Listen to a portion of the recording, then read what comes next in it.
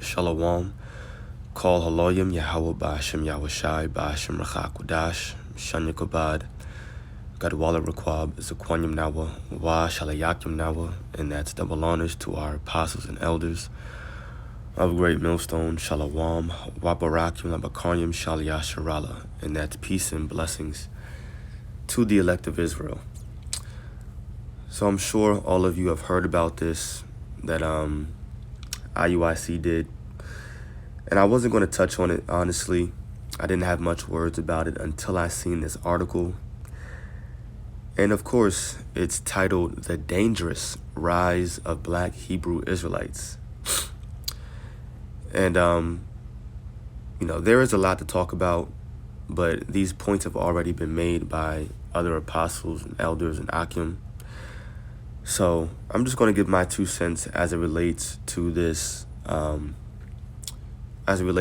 title.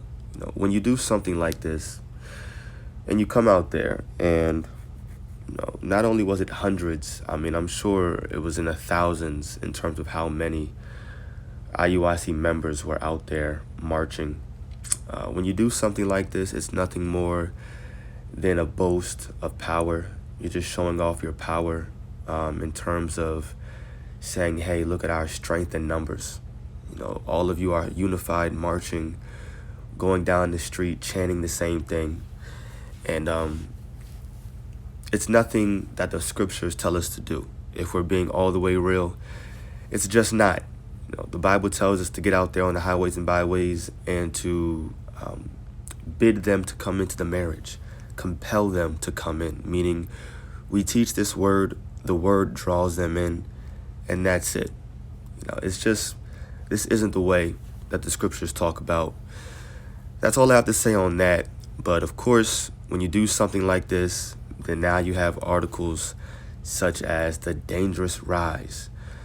And of course, we're not black, but this is how the media tries to control the narrative by placing that 5-letter word upon us and try to still demonize us because the word black comes with a specific narrative. It means you're dark, you're evil, you're aggressive, right? You're just bad, you're harmful. That's what that word represents. So definitely be ready for persecution because it's coming. People are going to try to continue to demonize us and scrutinize us, especially as camps perform stunts like this. And they're just doing it for attention. It's nothing biblical about it. But anyway, when you read through this article, and we're not going to read through all of it, there really is nothing that this guy, I guess the Ralph Leonard, there's really nothing that he could say in terms of how we're dangerous people, how we're harmful. The last 2 paragraphs, if anything, he tries, but he's reaching, and that's all they can do because they know that we're a spiritual, camp, I'll just say. They know that we're out there to teach and nothing else. So we'll read these last 2 paragraphs and we'll grab some scriptures. It says, if an envy of Jews exists among black nationalists, it's almost expected that some of them would make the jump to appropriate Jewish mythology and culture with a tententious Afrocentric agenda in order to endow the black Americans they see as rootless or deprived of history with communal greatness. So what this guy's alluding to is that we're envious of the people in the Holy Land right now, and what we're trying to do is bring up some kind of Africa agenda in order to move our people to say that, oh, you're rootless, you're deprived of history, and now to make them have some kind of communal greatness, as he's saying. So he's saying that basically we're being devious to our people. We're not being truthful. We're trying to attack something deep-rooted inside of them. It says the idea of black chosenness, quote unquote, has been around since the late 19th century when among America's recently emancipated slaves, the notion that they were really God's chosen people was ignited. And it's deeper than that. It's the fact that the Most High Yahweh, Bashem Yahweh Shai, made a covenant with our people. He made a covenant with the Israelites, which are today the so-called Black Hispanics, Native Americans, and it was a covenant that was everlasting. It was passed down from Abraham to Isaac to Jacob and Jacob's descendants. And that's the elect. So that's what it's coming down to. It's not about us making up this chosen ideology. It's what the scriptures say, and it's history. It says, this is why it still remains a cache into the present day among some black people.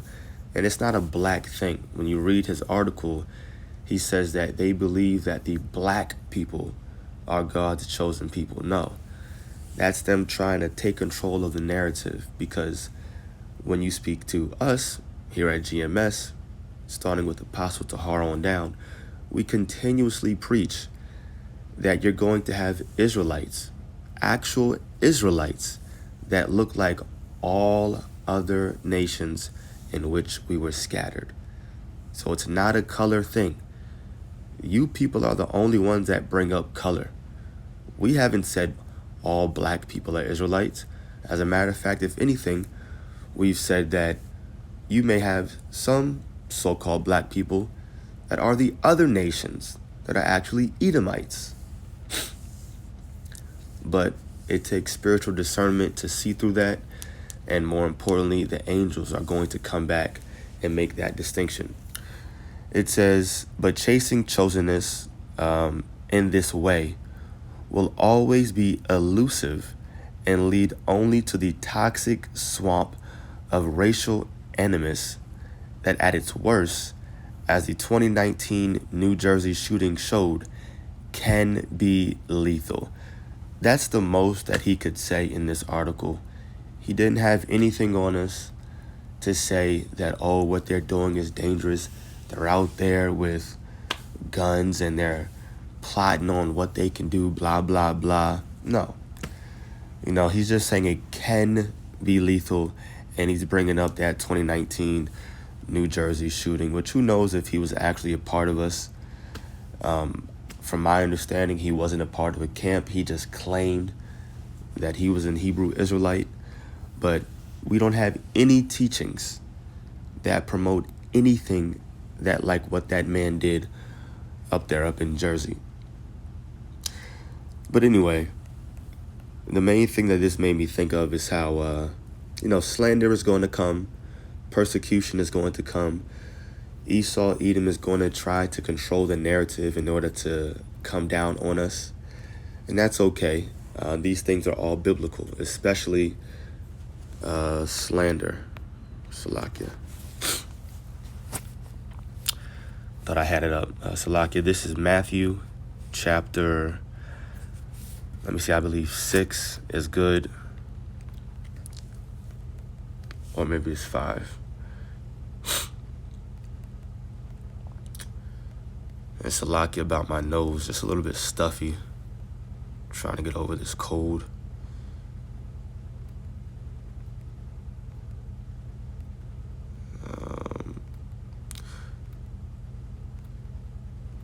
Man, I can't find it. Let me think. Here it is. Matthew 5. Let's get right to the point.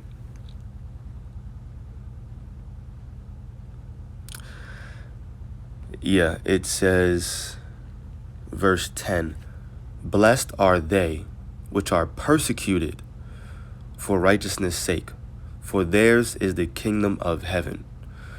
Blessed are ye when men shall revile you and persecute you, and shall say all manner of evil against you falsely for my sake. Rejoice and be exceeding glad, for great is your reward in heaven. For so persecuted they the prophets which were before you. And let me highlight all of that, just so I can find it again, Lord's will. But this is what's happening, and it's going to get even greater.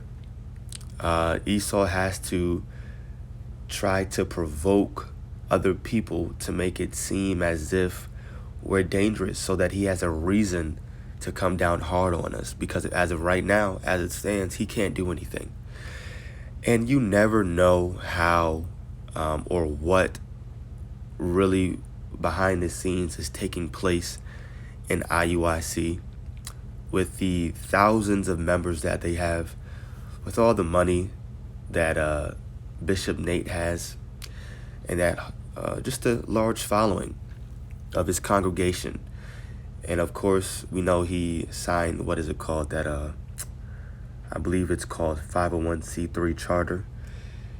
You never know if he was told, hey, you got to get out there and march around the stadium. Get your people out there, show some power. It's time. You never know if he was called to do something like that, and he's just being controlled, manipulated to a certain extent, I'll say. But definitely persecution is going to come all throughout, because they're not just looking at IUIC. They're saying, okay, IUIC. They're saying GMS. They're saying GOCC. They're talking about all the so-called black, as they say, Hebrew Israelites. And I'm going to grab this precept because the Apostle Tahar just made a video about this. And ultimately, you can do nothing, I believe it says, against the truth, but for the truth. Just roughly paraphrasing. So either way, what's happening is that as the media tries to gain control, just more and more people are hearing about this word.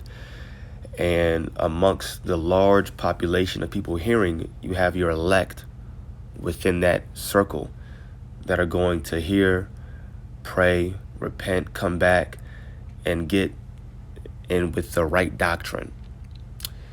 And so I want to grab this precept, Zephaniah 3, verse 19. Even verse 18 is good. Verse 18 says, I will gather them that are sorrowful for the solemn assembly, who are of thee, to whom the reproach of it was burdened. Behold, at that time I will undo all that afflict thee, and I will save her that halteth, and gather her that was driven out, and I will get them praise and fame in every land where they have been put to shame. And that's definitely happening right now. Like I mentioned, the more people that hear about Ye talking about this, the Hebrew Israelites, hear about Kyrie talking about the Hebrew Israelites, even stemming back to Nick Cannon, Kodak Black, Kendrick Lamar. This is nothing more than the Most High playing chess and moving certain pieces around so that prophecy can be fulfilled. Because the scriptures say that the word has to go throughout all the earth, basically, the four corners. Matthew 24.